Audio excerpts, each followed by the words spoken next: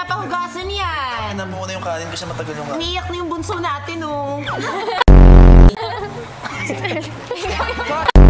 Pero kung diretso tayo magtagalog-agad na mabilis kayo magsalita tayo. Kaya mo naman.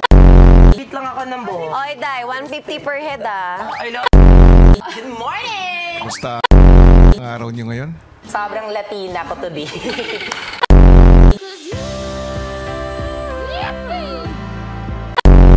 Asim? Metrika? Dinadog show mo ako, kuya! Kuya, that's...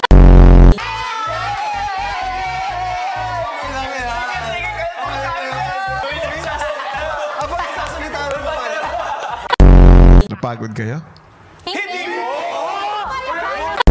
Ang kagad nga.